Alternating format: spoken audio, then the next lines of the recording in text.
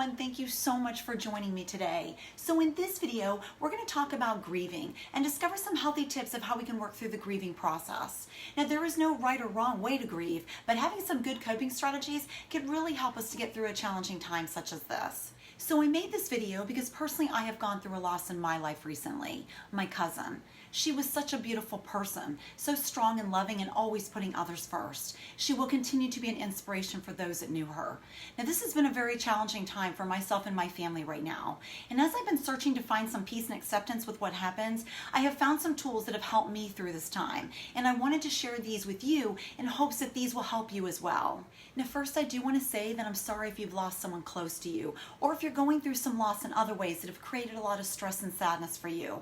I know that it's not easy to deal with some of the challenges that we're faced with, so my heart goes out to you. Now, grieving is the emotional suffering we feel when there is a loss in our lives, like when someone we love is taken away from us. And it can also be due to other situations in our lives as well. Some examples could be a divorce, an illness, losing a job, loss of financial stability, or feeling a loss of safety after a traumatic experience. Grief can show up in unexpected forms and often during unexpected times. And I know right now, due to COVID-19, many people have been dealing with loss in different areas of their lives. So how do we move through loss and grief and get to hope and healing? Well, I'm about to give you some ways we can do this. Now, whatever caused your grief, there are healthy ways to cope with the pain that hopefully in time can ease your sadness. Now, this doesn't mean we still won't grieve at times, and we do still want to remember the wonderful memories we have from our past. However, we can discover new meaning and eventually find our new normal, our new journey in life. So here are 7 strategies that can help in those times of grief. So the first strategy is making sure we take good care of ourselves as we grieve. When we go through a loss, it can really impact us mentally, physically, and emotionally. We can often wake up and feel okay for a second, and then we start to see the storm clouds overhead again. Self-care is really important, especially when we're grieving, as we need to be sure we are staying healthy as we process the emotions we will encounter. This is an important time to put ourselves and our needs first, since healing from loss requires a great deal of energy. So some of the ways we can practice good self-care is eating good nutritious foods, getting a good amount of restful sleep each night, getting some exercise, even just doing some stretching and walking, and maintaining a routine. We can also incorporate some other things in our week, like doing some yoga, meditation, deep breathing, guided imagery, journaling, reading inspiring books, or just getting out in the sunshine and enjoying nature.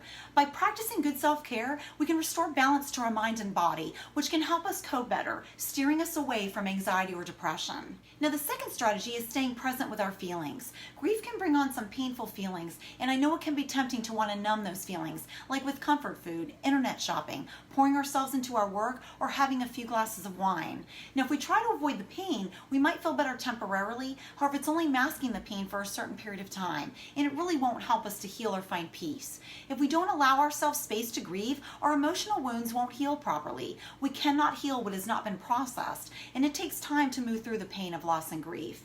We really don't do ourselves any favors when we try to rush or simply skip over the process of grieving. The release that grief gives us allows us to let go of the pain so we don't get stuck. So instead of pushing away the pain, let's try to bring awareness to the feeling and see if we can stay present with whatever we notice. We can let the feelings come in, be present with them, and then let them go. It's allowing ourselves to learn that in the middle of all the chaos, we can stay calm and not panic. We can find compassion for ourselves and know that we will be okay. We can understand that even though the loss is not something we wanted to experience, it is a part of life and things will improve in time for us. We may not see that at the moment, but in time the pain will lessen. So the third strategy is giving ourselves time, space, and permission to grieve. Now, grieving is a personal experience. Depending upon who you are and the nature of your loss, your process of grieving will be different from another person's experience. Your grief is your own, and no one else can tell you what to feel or when it's time to move on. Let yourself feel whatever you want to feel without embarrassment or judgment. It's okay to be angry or to cry or not to cry. Don't judge yourself for any feelings you have, even though you think you shouldn't have them. Be gentle and patient with yourself. Let yourself react in ways that will help you process and release your intense emotions. You may even want to take some time each day to meditate on how you're feeling so you can have time to process your emotions without anyone else around. Let's be kind to ourselves as we're healing and not set any expectations. So the fourth strategy is making sure we reach out to others. When we are grieving, it can feel like a very lonely time, but please remember we are not alone. Now it's good to have times to be alone, but we also need to reach out to others as well as we are going through this time. I know that pain from grief can often cause us to withdraw from others, but please know that being in contact with family and friends is really crucial at a time like this. We can also consider joining a support group, signing up for a book club, participating in some online groups, or reaching out to a counselor or therapist. As our feelings of connection increase, our sadness often decreases. People want to help each other, so let's not shut others out, and maybe we can even allow them to walk with us through our journey to healing. Now the fifth strategy is allowing some light to come in the middle of it all. Now although most days are tough to get through, we can still allow ourselves to enjoy some moments. It is healthy to take breaks from grieving with pleasant activities or interactions with supportive family and friends. We need a break from the pain of grieving. Part of adapting to a loss is to go back and forth between focusing on the loss and finding a way to be in the world without the person or other loss we've experienced.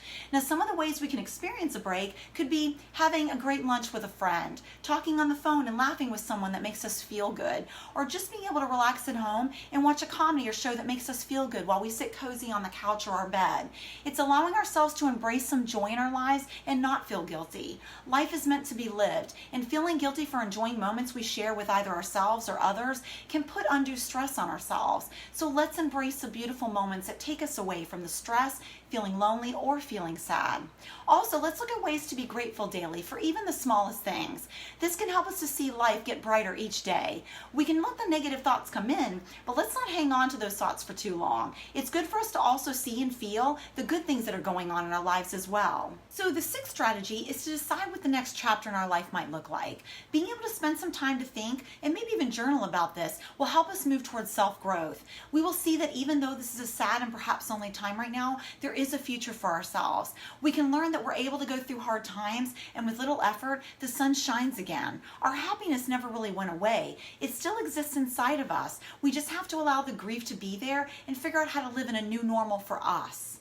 Now the seventh and last strategy is being able to plan ahead for special days. Now what I mean is being able to think a little ahead and plan for certain days, like anniversaries, holidays, birthdays, or other special days that might trigger intense grief reactions. By predicting what may trigger a grief reaction and planning ahead, we can allow ourselves to cope better as those times come up. For example, we can look ahead in our calendars and map out those days and make plans that can help us to cope. Support and comfort yourself on those days in whatever way feels best for you. Maybe ask friends to spend time with you, or gather together with family members and have a nice meal together. Being able to reach out to others can help us from sitting by ourselves and feeling lonely or depressed when those dates come up. So those are some of the healthy strategies we can use as we're grieving and on our path to healing. I really hope these help you to heal and find more peace in your life. Loss is one of the most difficult hardships we'll endure, and it can bring a lot of painful emotions. However, we are all resilient and we can heal from those times in our lives. Now, if you're grieving and finding it difficult to heal, or if the pain from your loss is getting to be too much, please reach out to a mental health professional. I put some information in the comment section below. Please reach out to someone for help if you need it. You are wonderful and deserve to heal and find peace in your life. I am sending you all of my love and prayers. Thank you so much for watching. Have an awesome week, and I will see you on the next video.